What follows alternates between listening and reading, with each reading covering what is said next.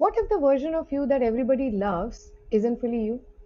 What if the reason people describe you as easy, good, reliable, or dependable is because somewhere along the way you became very good at becoming what people needed? And what if nobody noticed, including you?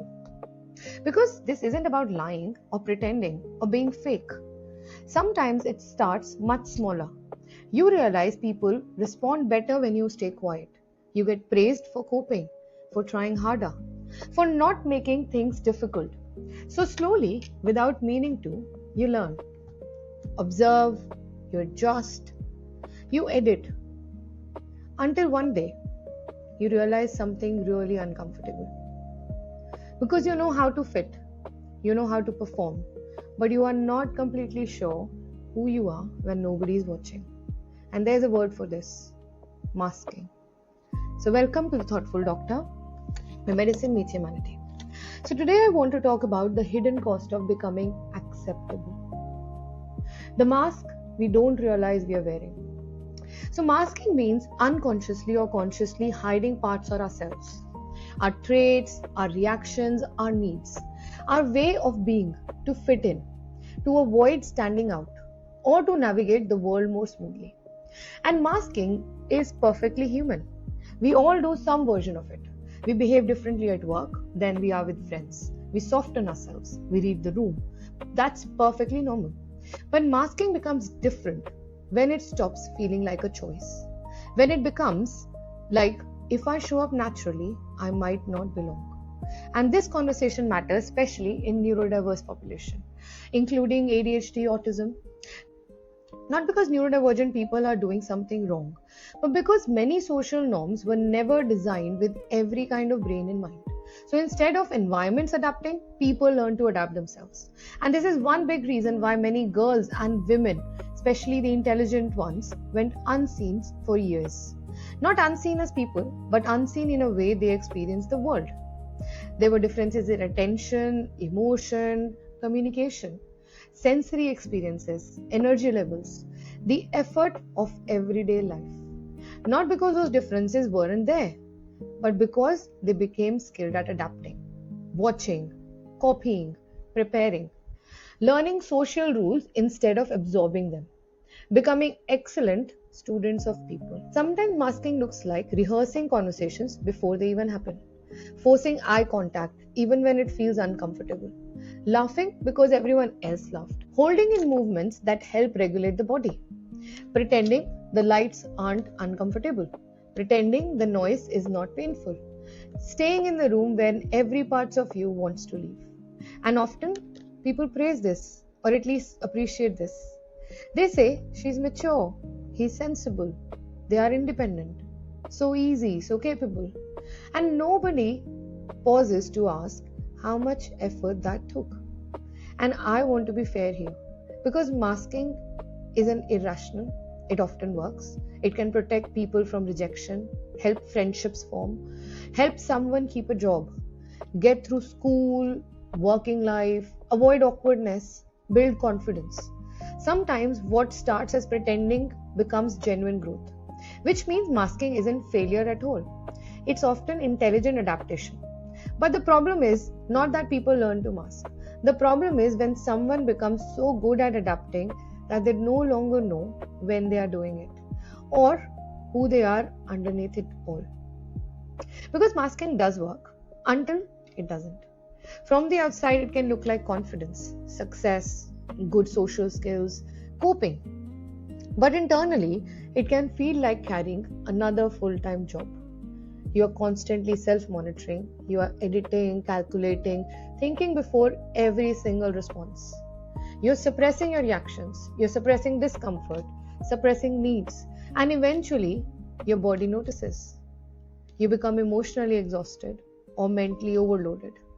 You become physically tired in a way that you can't even explain. You delay self-care, you stop noticing hunger, fatigue, overwhelm, and this can become surprisingly physical. You hold discomfort until you get home.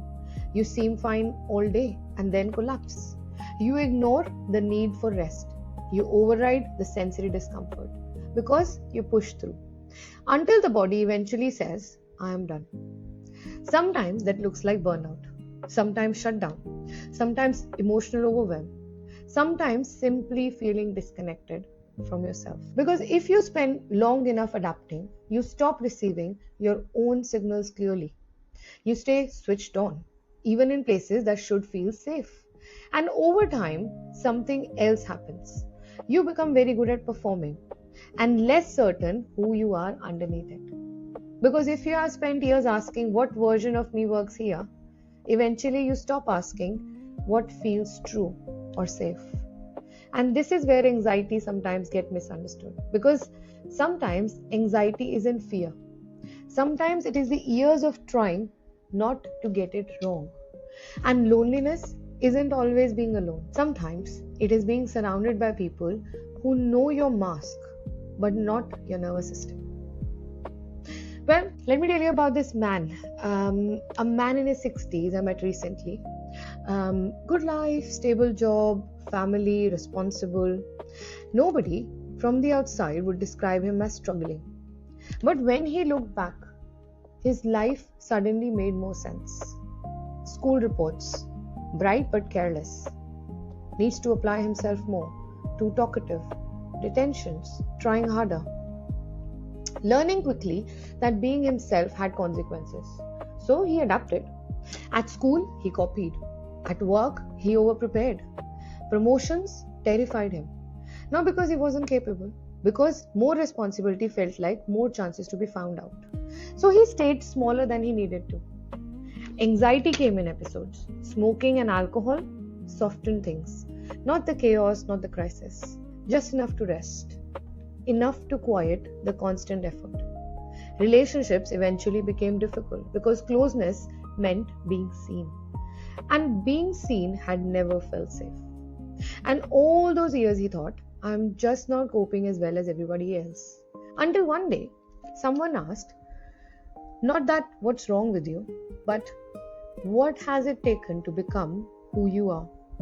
And suddenly, his life looked different. Not failure, adaptation. And alongside the relief also came grief. For the years spent believing that I'm lazy, I'm weak, I'm stupid, or I'm not capable, when maybe he had simply been carrying more than anyone realized. So this episode isn't about asking you to stop adapting, because adaptation is intelligent to some sense, because it protects us. But sometimes the things that helped us belong also made us disappear.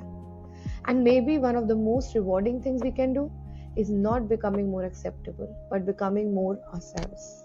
Because loving yourself and allowing yourself to be who you are can be far more freeing than spending a lifetime becoming who you thought you needed to be. You do not owe the world a performance. You owe yourself the permission to exist as you are. So before we finish today, this week's thoughtful doctor prescription. Instead of asking, how do I stop masking? Ask something gentler. Where am I most myself? Who do I feel safest around? What drains me and what restores me? Notice one moment where you don't perform. Not because you forced yourself to stop, but because your nervous system forgot to. Because unmasking isn't becoming someone new. It's slowly remembering who was there before adaptation became automatic. So let's take a slow breath in and a gentle breath out. And hold this thought lightly that you were never too much. You were trying to fit into places that asked you to become less. And maybe now you don't have to, or at least not that much. So until next time, we are not failing. We are learning something we were never taught or we have never thought. Because the world moves fast, but understanding people and minds take time. Thank you and take care.